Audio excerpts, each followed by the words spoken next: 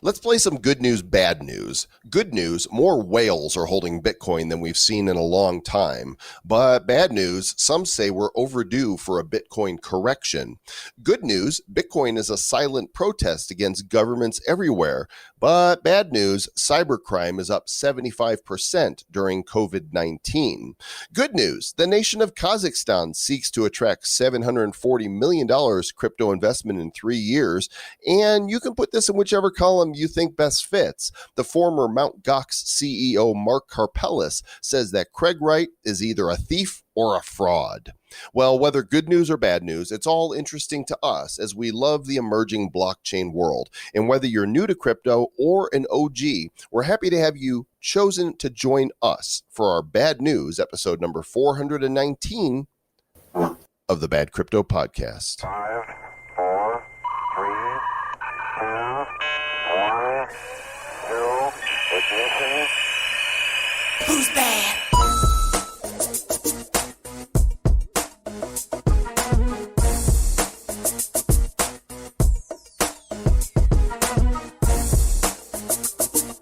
Hello, how are you, friends, Romans, countrymen? Lend me your Bitcoin. Welcome to Masterpiece Crypto. Crypto Piece Theater. Oh, that's good. I'll take a piece of crypto. Will that be good? Here's a piece of crypto theater. Come on, take another little piece of my Bitcoin, baby. I'd like to thank all of the crypto serious and the crypto curious and that one crypto furious guy who hasn't called us in a while. We miss him. We do miss him, although obviously we're starting out with the crypto unserious today. Welcome to the Bad Crypto Podcast. We are the blockchain blockheads, the crypto clowns, the DeFi DoFi. That's my new favorite one right there. DeFi. That is really good, Mr. Joel Comm. I talk like this now because I identify as an English, Irish, Scottish person. Snob. You identify as a snob. That's I identify as my DNA, and so I should be properly talking like this, probably. Well, we identify as your podcast hosts, and this is episode number 419. We are 1 month away from celebrating the third anniversary of the Bad Crypto Podcast, and I know this because I got my auto domain renewal today for badcryptopodcast.com. So those domain squatters who thought, oh, this is going to expire soon, we're going to get it, we're going to take over. Too late. You're not getting it. Nope, it's on auto. 3 years we've been doing this, and we've not been culture canceled. This is yeah. Yeah, well, it's not 3 years yet. We still have a month. You're right. Yeah, there's still hope. That's true. And we are on the way to mass adoption of cryptocurrency. And speaking of that, Mr. Travis Wright and I are going to be joining Collective Intelligence for a 2-day conference packed with panels, a pitch competition, networking, workshops, and education all about blockchain and cryptocurrency. It's called The Road to Mass Adoption. CoinGenius's Collective Intelligence is putting it on. And if you go to media.coingenius.ai /collective-intelligence, boy, that's a long URL, or just go to coingenius.ai. And if you go to the events there, you'll be able to go to this. And we have a promo code for you guys to come join us for this event. You can register and use the discount code BADCrypto50, and you could save 50% for the full day educational breakout sessions. It's only $15. This is going to be a pretty cool 2-day event, Mr. Travis Wright. I'm looking forward to us participating. Yeah, we're going to be doing a presentation of putting the fun in non-fungible tokens. We're going to talk about sort of the history of non-fungible, what that means, and sort of the evolving space as it is so far, and probably some blatant promotion for blockchain heroes, I would assume. Yeah, well, Jeremy, Bourne? No, not that Jeremy. The other Jeremy, the castle in LA. What's that's got the crypto castle? Oh, right. Gardner, Jeremy Gardner. Jeremy Gardner. He's going to be there. Brittany Kaiser's going to be there. Don Tapscott is speaking, Elise Sam is speaking, and we're speaking. You could see the full calendar on the event page, and of course, links to it and all of the links in this episode of the show are at badco.in/419. That is the short link for the episode, badco.in/419. Go register today. Join us for the event. You will be glad. Jeremy spoke in class today. What was that? That was Pearl Jam. Oh, do I need to add that to the Spotify I don't know if you need to, but you playlist? can. What was it? What song was that? It's Jeremy. Jeremy. Okay, I guess I also need to add another piece of my heart, right? Janis Joplin, because that's what I put in there. For those of you that don't know, every time a song is mentioned or referenced or a lyric is sung, we add it to the Spotify Bad Crypto song list. And if you go to Spotify, you should be able to find that. I think, didn't we set up a badco.in/song list or something like that? I believe so, because if not, it's really hard to find. Because if you go on Spotify and try to look for it, it's hard to find. Yeah, I think it is song list, because that's weird, because normally it would be a playlist. And so I always look for Bad Crypto playlist. That doesn't pop up. Bad Crypto song list does, but I've never heard of something called a song list. Yeah, well, I like to make up things. That's good. So, and those are officially added. You guys check it out. And with that, let's get to the news. Alrighty, Mr. Travis Wright, refreshing CoinGecko.com, our favorite site for checking all the crypto markets. It is June 19th, 12:50 in the afternoon Mountain Standard Time, and the crypto market cap currently at $266 billion. Bitcoin just shy of 9,300 at 92.98, Ethereum 228, Tether 0.998, XRP 0.18, almost 19 cents. Bitcoin Cash 233, Bitcoin SV 169, Litecoin $43, Cardano 8 cents, EOS $2.52, and the Binance coin coming in at the number 10 slot this week at $15.96. You know, I read a piece this week about how the average Ripple owner is upside down by 7x, because most people got in, their average cost price is like $1.30 something, $1.40 something. Yikes. And the price of where it is right now, they're literally upside down 7 times in Ripple.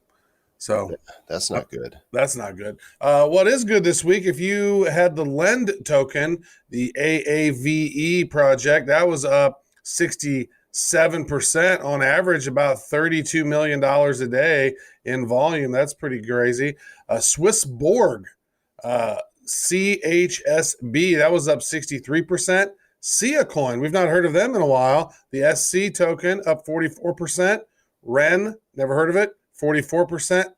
Seal up 42%. Nexo, a lot of projects I've not heard of. Actually, Verge was up 39% this week. And then Chillas is up 23.7%. We were actually talking about that just a little bit earlier, Mr. Jolcom. Not on recording, but in a phone call we had. We actually do talk when we're not recording a lot. Like, we talk a lot. A lot. A lot. I mean, you would think I don't know. Some might say too much. Yeah. So who would say that, Mr. Travis, right? Probably me.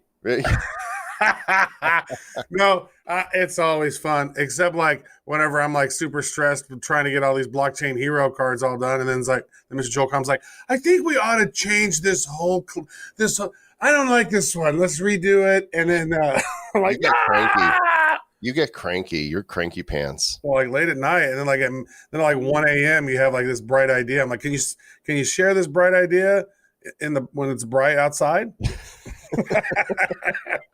Trying to chill. Well, I am glad that we're still working together in this, and I hope that we continue to do so for many years. The biggest loser for the week is Zilliqua, down 25%. I think they were one of the big winners the previous week, so it's not unusual to see, if there's a big climb, then there's some pullback. Quant down 16%, Maker down 15%, Digibyte down 14%. No other huge losses. Engine down 7%. That's down to 17 cents. Like, if I was a betting man, whenever they had that information pop out about how they're partnering with Minecraft and doing the engine craft, and like you'd think the token would go up on that good news, but it's kind of weird how crypto works, isn't it? It is weird how crypto works. Goes up, it goes down. And, this article here on Forbes, it's one person's opinion. Joseph Young writes for Forbes. And a few days ago, Bitcoin went under 9,000 to 8,900. And he writes in this piece that it may kickstart a 3-month correction. Again, it's chart reading. Right? It's like, okay, we didn't get the breakout we want. It keeps pushing up and testing 10,000, but doesn't hold. And now it's failed retesting, 3 times. And this is bearish. And that means that things might pull back. And so, the headline for the article should be Bitcoin suddenly plunged 8,900 and it may kickstart a 3-month correction, and it may not. And it may not. It could not. Well, it might. But it might not. And that could probably be the whole. And here's some statistics and some analytics on the dailies of how it's gone up and how it's gone down. And here's its points of resistance and its ceiling and its floor. And it might go above it and it might go below it. Yeah, these pieces that we find on Forbes are always interesting. They're not necessarily news. They're usually more commentary. And so, this guy's got some commentary, and there's another one here from Tatiana Kaufman, which I think is relevant. And the headline of this piece is Why Bitcoin is a Silent Protest Against Corrupt Governments Everywhere. And as we're seeing the Federal Reserve here in the United States continuing to print money, what's the sound that the presses make, Travis? Brrr, something like that. Also like a drum roll. Somebody pointed out that's Yeah. also very drum roll-ish. But in this case, it's the sound of the printing presses, and some would say irresponsibly just putting billions and billions and trillions, into the economy out of thin air. That Bitcoin, that's not happening with Bitcoin. The presses are not going, all right, let's make 21 million more. You can't do it. It's in the smart contract. Well, there's not a smart contract. It's in the code. Right. There are a lot of anti-authoritarian folks within this whole crypto space. People, and it's like, and you can see why some of this is the way that it is, right? It's like we've had a lot of crazy wars, unnecessary bombing places all over the place. But it's like America is still, once America goes down, if America freedom goes down here, it's like the world, it's going to happen all over. Like we try to be the bastion. I don't think we're not perfect, but working on it. And one anti-authoritarian person stood up and said, Bitcoin is a peaceful protest. And for the noobs who don't know what Bitcoin is, I like this definition. Bitcoin is a non-sovereign, hard cap supply, global, immutable, decentralized, and completely digital store of value held by many as an insurance policy against the irresponsibility of central banks globally. Credit to Travis Kling for that. Anybody whose name's Travis is a good person, from my estimation. And a little clingy. Well, Naval Ravikant, who is the founder of AngelList, once tweeted, Bitcoin is a tool for freeing humanity from oligarchs and tyrants dressed up as a get-rich-quick scheme. I don't know that it's dressed up as a get-rich-quick scheme. It's only dressed up like that for those who put that kind of clothing on it. Right. Mm-hmm. There are scammers but I've never seen Bitcoin as a get rich quick scheme. I see it as a solution. But this is, the author says this is why we're seeing a higher rate of adoption in countries that have a history of government oppression, Germany, China, Venezuela, and a lower rate here, but picking up because more people have less faith in the US dollar than a new currency. And I would also say Bitcoin is a tool for getting rich slowly and then losing your riches and then getting your riches back and then losing them and losing your keys and then losing your keys. And I would say this is that, crypto goes up, crypto goes down, but we're seeing it in this crazy times that it has kept most of its value for the most part, right? So, very much like gold. Yeah. Right? The gold has no ideology and has been stable, relatively speaking, to goods and services purchased and traded for a long, long time. And so it is time for a revolution in the financial system, and it's happening. It's happening now. It's happening every day. The blockchain revolution is not something that governments even can squash. This is why, it terrifies the banks, the financial institutions, that they could be like, well, we're not going to, let you have an account if you're going to be buying Bitcoin. I'm like, okay, I don't need you anymore. But that's the most they can do because they can't stop it. Right. Interesting stuff, folks. Also interesting is Bitcoin miners are now mining fewer empty blocks in 2020, and that may not all be due to chance. So a total of 77 empty blocks were mined in the first 5 months of 2020. What does that mean? That means that there was no transactions in that particular block. Accounting of that was like less than 3% of all total blocks produced. So most blocks have transactions in them. There used to be a lot more empty blocks back in the day. Like, early on, there was no transactions, but people were just mining. So those were all empty blocks. There's no transactions in there to verify.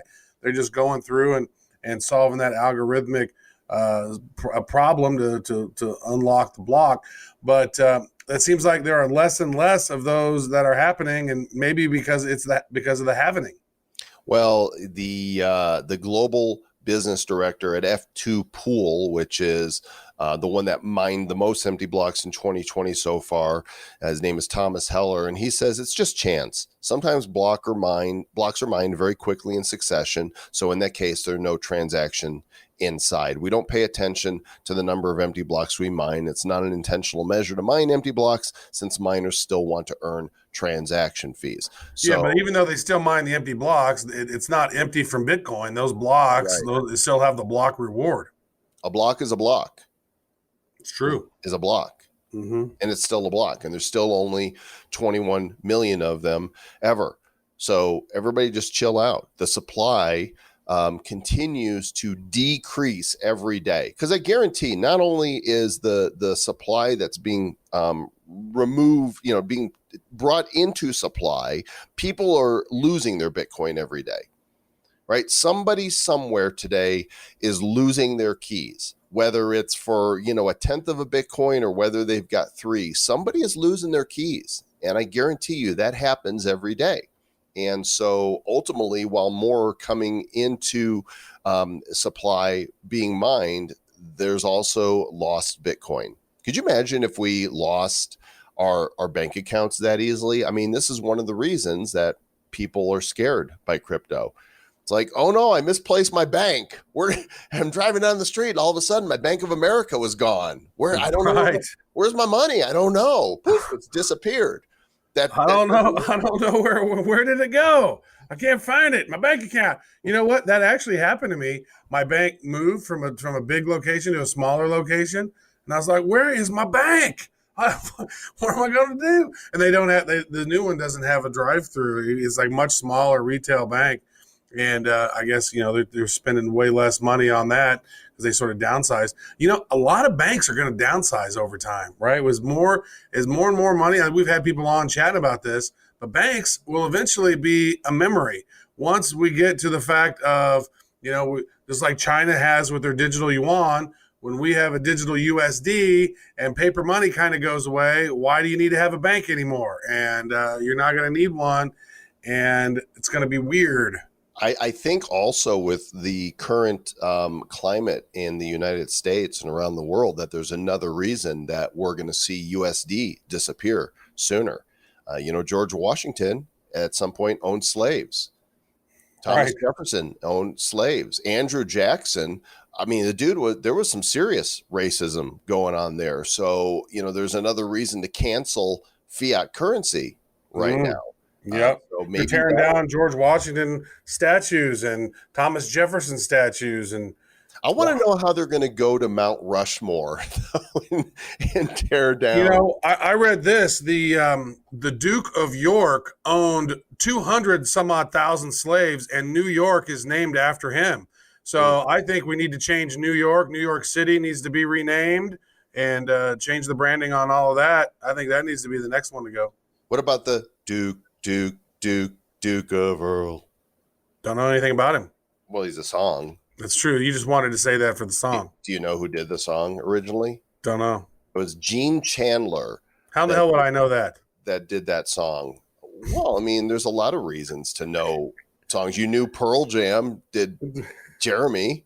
My God, I'm not diving into the mid 50s You're, Duke of Earl. I mean, be a music fan and know things, Mr. Travis Wright. Also Yeah. added to the Bad Crypto song list. It's going to be greatest hits. This article here on cointelegraph.com, our favorite place and most of yours favorite place to also go for crypto news because they are the most popular and well-read crypto publication on the web. $930 million in Bitcoin options expire next Friday. Is it time to worry? Is it when they say next Friday, does that mean this? No, June 26th. So it is a week from today. Mhm. 100,000 Bitcoin options totaling 930 million are set to expire. What does that mean, Travis? Well, what it means is these options are mostly underwater, and there's a whole lot of them who think the price was going to be a lot higher than it is. And so there's a whole lot of folks who are most likely going to have to pay some serious call options, 67 million worth of call options, potentially impacting the market. Well, the market's 260 something billion, 67 million won't be that bad of an impact, although it will impact those folks who got to deal with that. That's pretty huge. But the futures market sentiment is still slightly bullish here, according to this article. This doesn't surprise me. Like we talked about this during the halving. We looked at the charts and say, okay, the halving happens, and now it's going to take about a year for things to settle in and for us to start seeing a true bull run. Yeah. And I think there's going to be a lot of sideways and ups and downs during this time. But that is if you're going to look at past history as an indicator of future results. Yeah.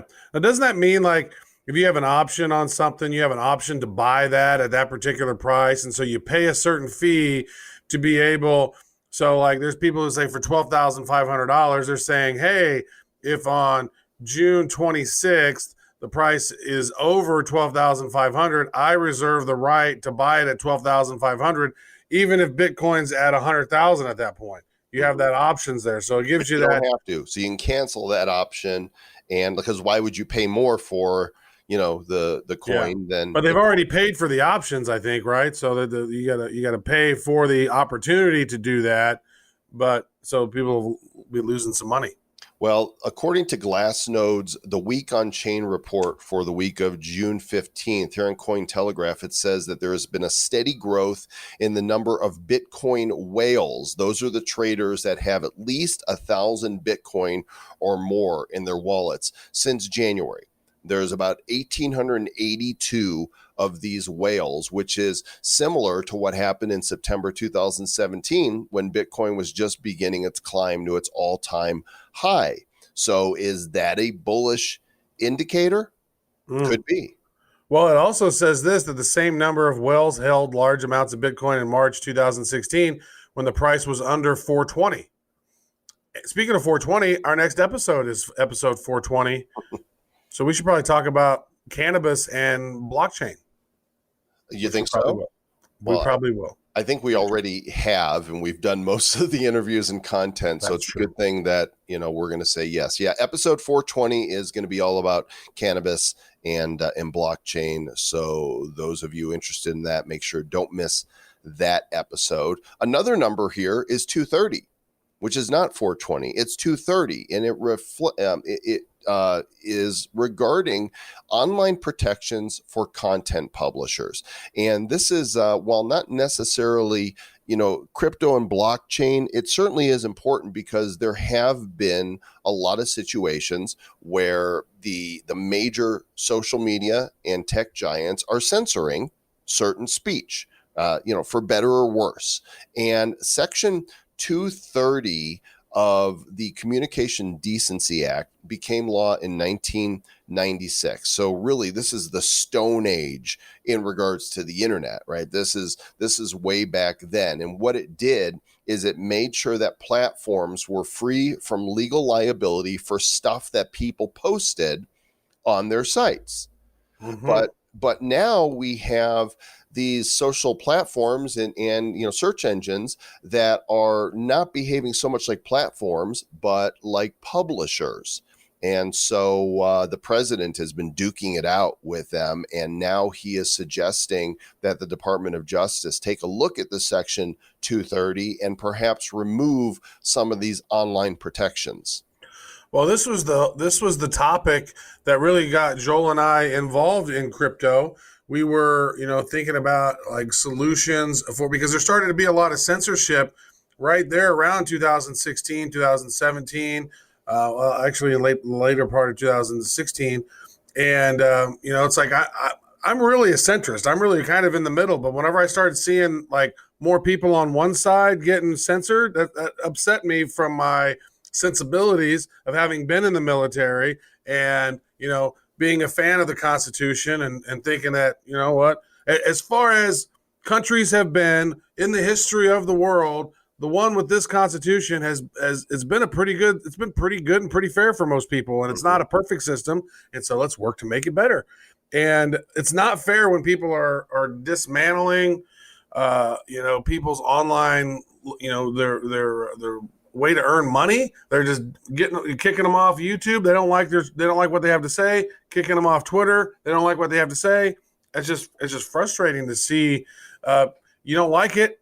Well, that's your feelings. Sorry that your feelings are hurt. But you can't eliminate people online and deplatform people. That's not cool. Well, they say it's dangerous and bad for the community. That's the reasoning they put behind it. But, there used to be a time when if people didn't like what others were saying, they would just not listen to them.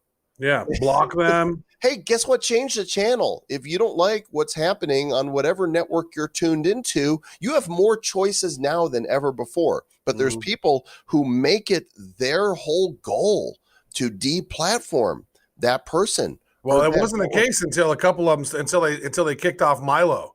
Once they kicked off Milo and they realized they could start canceling people, that's when they started canceling people. And I wasn't a big fan of Milo, but I think he has the right to say what he wants to say. Now, I said this. It's like I sent this out in a tweet yesterday, is that you really can't control anyone, what they think, what they do, how they react to things. You can only work on yourself. And so I would say is be a good person, be out there, help people, teach people, have a little grace with others and help them evolve, because a lot of people, they may not have had the opportunities that you've had and they've not read the books you've read or learned what you've learned or grown how you've grown. You can't control others. You can only control you. So work on you and worry about you. A lot of these people out there are being victims and they're not working on themselves. They're blaming everybody else for their problems instead of working, pulling up the bootstraps and doing shit. So that's my personal opinion there, commentary. You can edit that out if we need. Do people still wear straps on their boots? Some people. Probably. Do you? I've not seen. I don't have boots. Maybe some. I do have snow boots. They have straps called shoestrings. Well, there you go, Mr. Travis Wright on the soapbox for the day, and let us know what you guys think. Feel free to write us. Don't write us and say, "Oh, you guys suck. We're going to cancel you," because that would be lame given what you just heard. But write us at badcryptopodcast@gmail.com.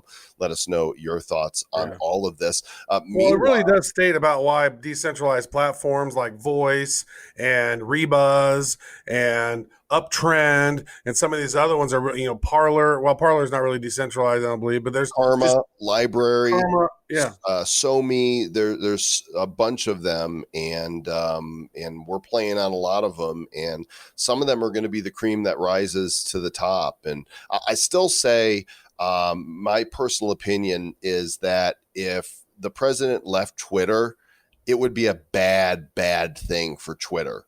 Because if he went to a different platform, they would see millions of people follow him over to wherever that platform. He could basically make a platform overnight, right? Not make it himself.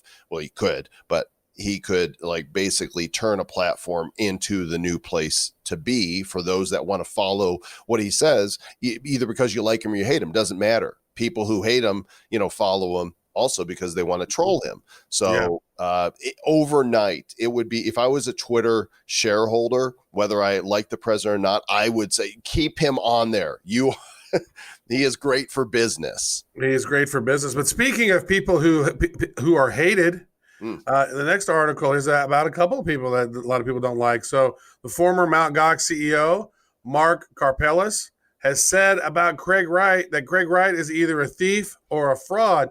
Now, this week, it was actually some internet sleuth had gone in and looked at the court hearings and stuff around Craig Wright, and they showed that one of his addresses were one of the addresses that was associated with the Mt. Gox hack. So they're saying, wow, this is quite a big chance that Craig Wright might have been part of that whole hack back in the day. Mm-hmm. Well, Karpeles is actually saying that, and he confirmed this to Cointelegraph, that in 2011, the records are part of the court documents available publicly, that the Bitcoin that Wright says he has claim to were stolen from the exchange. He says he's got the receipts, basically, that this is what's happened here. He has the evidence. So, man, I can't wait for this story to finally just completely play out and us get the verdict, because it's tied up in the courts.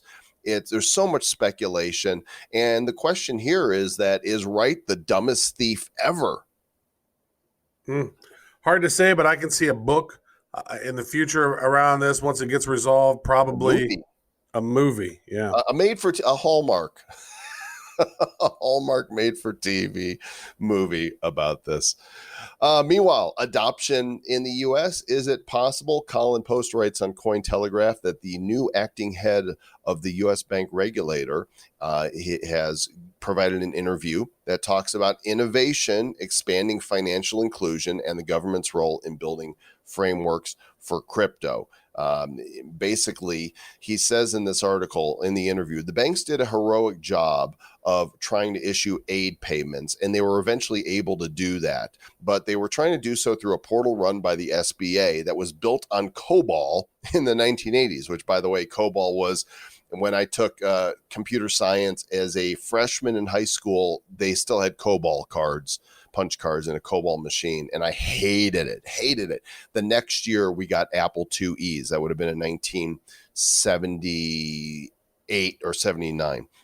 Anyway, he says the programmers who were able to fix those bugs had to be called out of retirement to help fix them. It was a clunky system to work with. And he goes on to talk about how they could have implemented a central bank digital currency to distribute the payments across the blockchain instantaneously. So, there's a lot of different stories we hear about whether the Trump administration is supportive of Bitcoin or not. There's a new book out by, what's his name? The guy that was his security advisor, John Bolton, that says Trump told Mnuchin to go after Bitcoin. He heard it from a friend who heard it from a friend so who knows if there's any legitimacy to that. I would like to know who actually has the president's ear and what he really thinks about cryptocurrency, because I don't know that we've ever really gotten a definitive statement.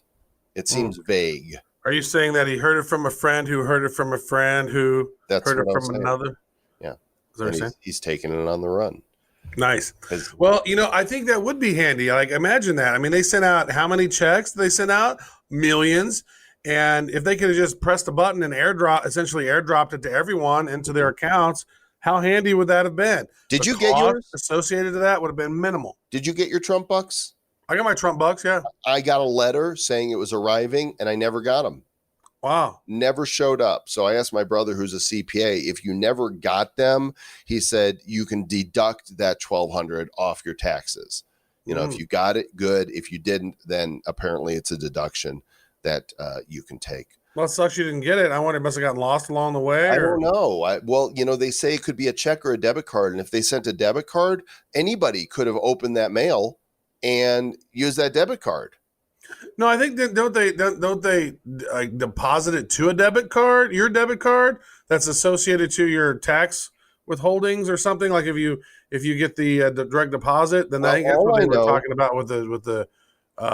I got a letter from the White House, and I'm showing it to you, and it says in it, I'm pleased to notify you that as provided by the CARES Act, you're receiving an economic impact payment of $1,200 by check/debit card.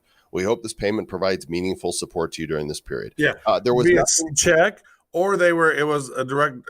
It says debit card. I didn't get it.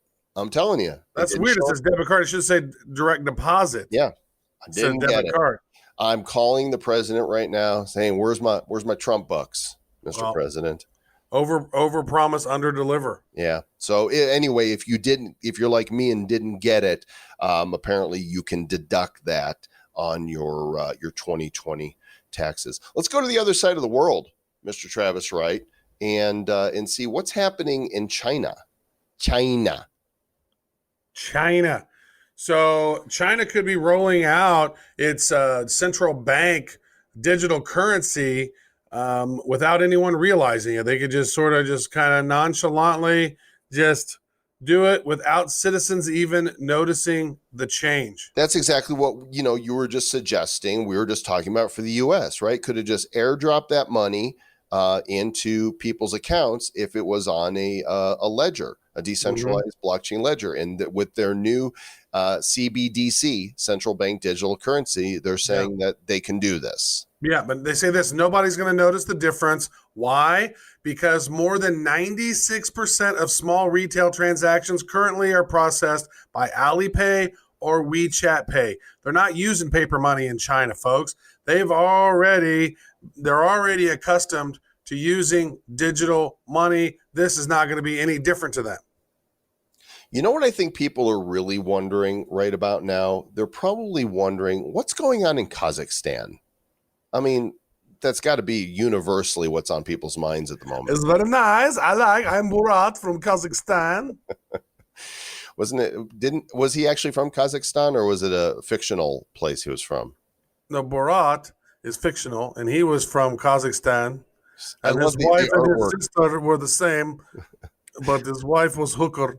This picture on Cointelegraph. I love the artwork that they do, with their little coin guy. Yeah. And he's wearing, this very Kazakhstanian coat, because it get cold there in Kazakhstan. It's very nice. Has an eagle, on his hand.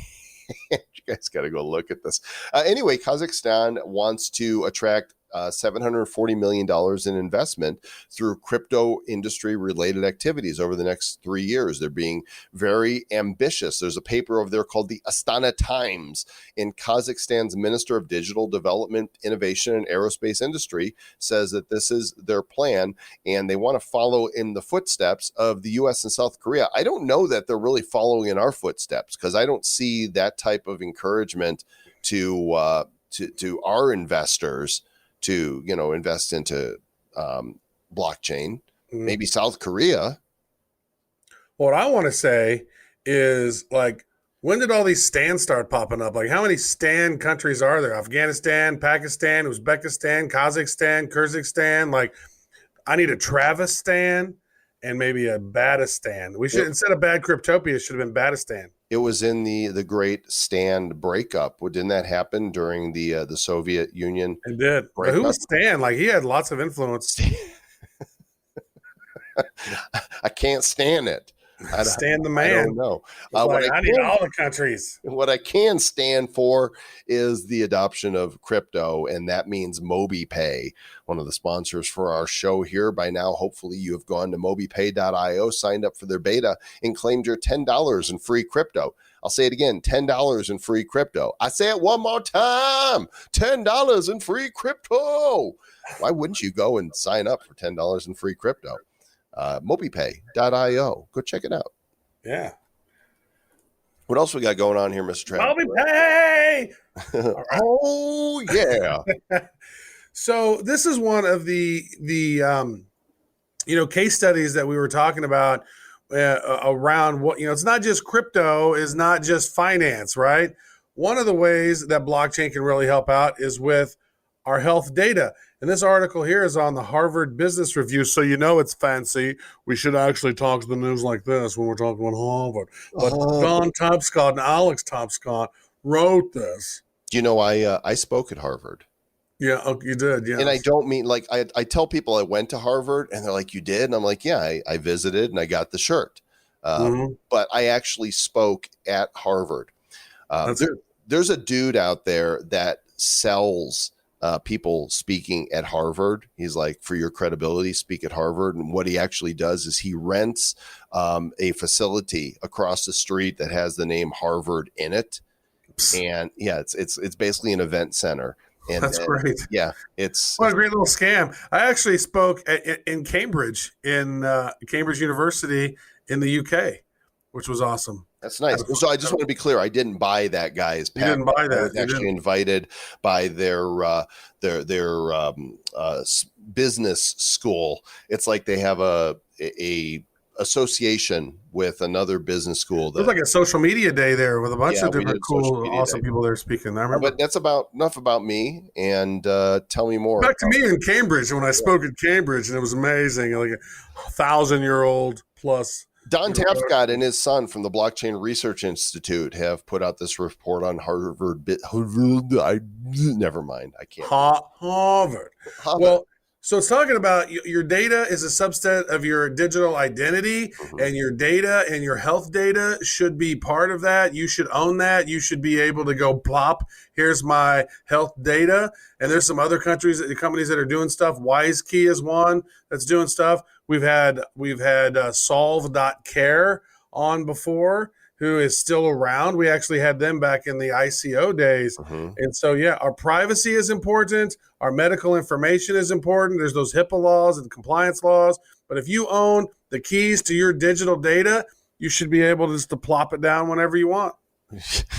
Whip it out. We just plopped it. One of the bullet points in this article, we encourage you to go read it, as he says, our privacy is at risk all the time, as is our families. The Chinese government used mass surveillance to gain some measure of control over the spread of COVID-19, tracking data about who specifically was infected, where they lived, when they were infected, when they recovered, how they were infected, whether they sheltered in place, what temperature they had when they went outside, and who else they contacted. You know, and the article here makes the point that privacy is the foundation of freedom. And while sometimes, perhaps in a pandemic, we may choose to trade on this privacy for the social good, the trouble is that once the crisis is over, we have no way to reclaim or mask our data. So I'm with Brittany Kaiser. We need to own our data. Own that shiz. You got to, and it's one of those things is that, and we've talked about this before. It's one of the reasons why I've never personally done one of those 23andMe. Like, I know that I don't own that data. That's not mine. They're giving me a copy of that. They're keeping a copy of it attached to me and saying, hey, here's this person's, kryptonite. I look at it like that. Like, yeah, here's what would really screw their world up. I don't look at it like, oh, look at how I can see this and now I can prevent all these additional health things.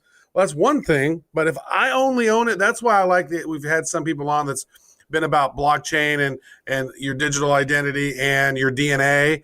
Well, if I was sure that only I owned my DNA and I had a copy of it and nobody else had a copy, or that data was not associated to me, then I might be okay with it. But it doesn't seem anonymous or safe enough for me and my tinfoil hat. Yeah, I won't do it either. And frankly, I mean, I know where my parents and my grandparents are from, and I don't need to know if I've got, some Uzbekistan in me. If my great It's me, I'm from Uzbekistan. My grandfather's name was Stan. Oh, I'm the father of all the Stans. I'm the Stan father. I am Stan Uzbeki. Here's some of the bad news, and it kind of makes sense that this is what's happened, but a recent U.S. government hearing showed a significant uptick in online crime since COVID-19 took over in 2020. In fact, it's up. Cybercrime is up 75%, according to the numbers that they're tracking here.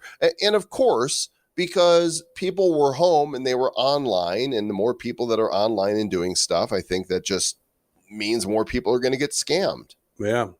I don't know if you know this or not, but there's also been a severe increase in looting and rioting.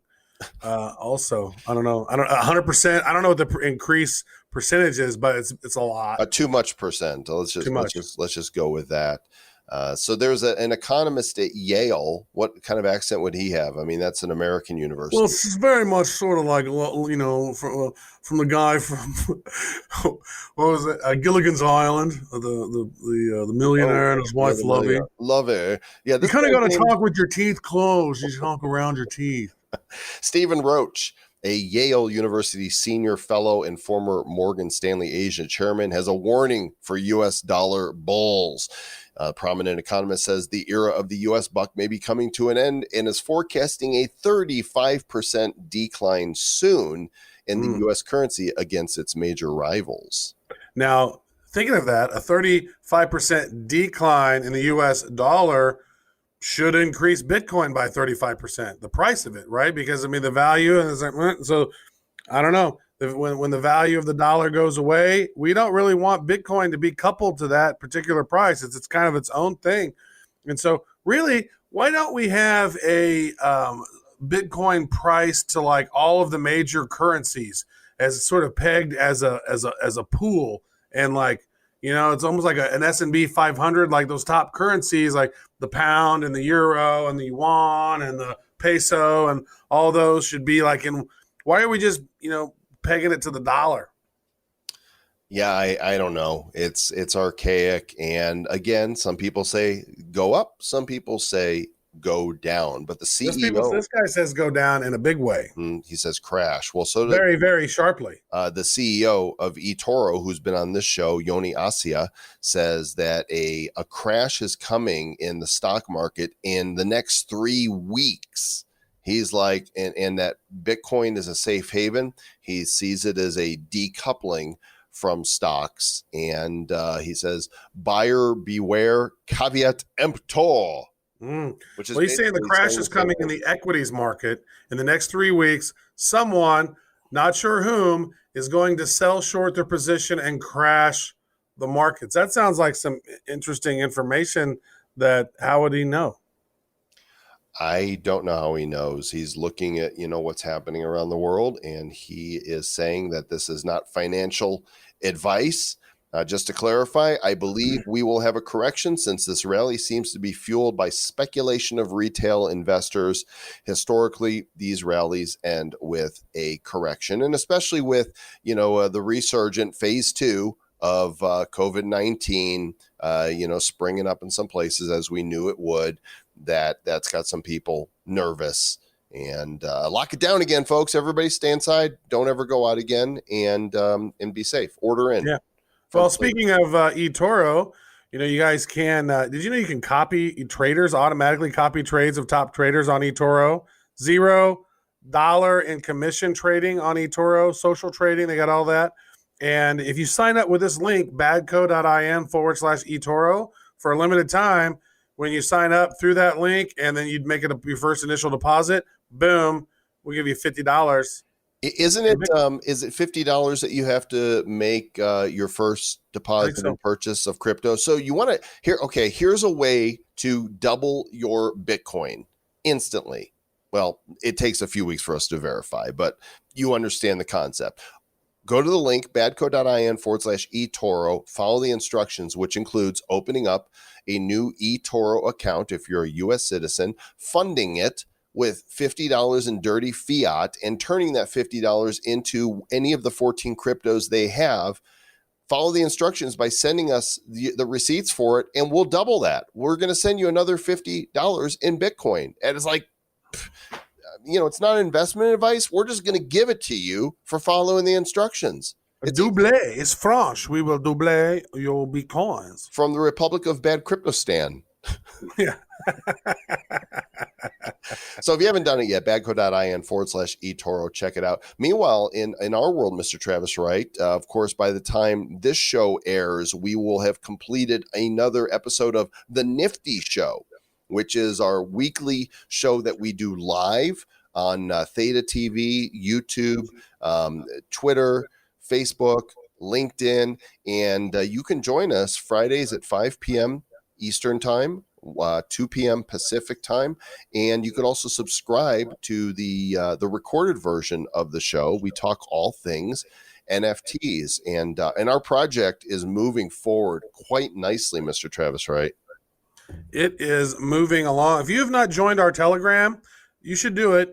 t.me/BC Heroes. The website is bcheroes.com. The Instagram is /BC Heroes. The Twitter is BC_Heroes. Check us out. The Telegram is really fun. A really great community of nearly 300 people already on this thing in like a week, which is, that's a really good sign for us to see so many interested and engaged people. And today we actually dropped the Wizard, which is amazing. I think it's the best one so far. By the end of the day, we will have revealed 25 of the heroes. So if you want to see all in one spot, the Instagram is the best place to go and look at it. Instagram.com/BC Heroes or just at BC Heroes. The whole gallery is there. People are loving these. The feedback has been fantastic. We've got companies that are contacting us and we're talking to about working with us on this project. And August 4th is going to be the launch date. And I have a feeling these card packs are going to move very quickly. You're going to want to be ready to pull the trigger and get these collectibles from us. They're just nice artwork. And I would say this. I mean, we're looking into doing an early drop for those who want to pay in wax. So on August 4th, that's going to be, for fiat currency through the payment system. But maybe on August 1st, which is a Friday, through that, we're going to give a couple of days for wax token holders only. And you're going to want to hear about that. You're going to want to find out how you do that. And you're going to want to be on the Telegram group. I mean, I would just say that some of these cards are so amazing and so cool. And if you saw anything of what happened with GPK, some of that might happen with us. Hard to say, but it's going to be fun to see these on the secondary market doing things. What's a GPK? Oh, the garbage pail kids. Oh, okay. Because a lot of people, you say an abbreviation. Everybody knows the FBI, but they don't necessarily know a GPK. That's true. Yeah. The KGB? They might know KGB. KGB is still exploring why all USSR broke up into all stands. Yeah. So many stands. Not happy about the stand episode. Also, if you're in the Telegram, you're going to hear about ways that you can get some free packs. We're in the month of July. We're going to be giving away a pack a day. Join us on the Telestan. So come to Telegram in the Republic of Bed. Check us out on Instastan. Bed Crypto Stan. Blockchain Heroes. Okay. Thank you all for listening. Episode 420 coming up next week on Tuesday. Travis will be fully baked for episode in order to prepare. You better light up for that show. I won't. To do bong hits. I don't smoke anymore, but I would expect that you will hear bubbles bubbling for episode 420. Thank you for tuning into Bad News Stan. Yes, please stay bad. Who's bad?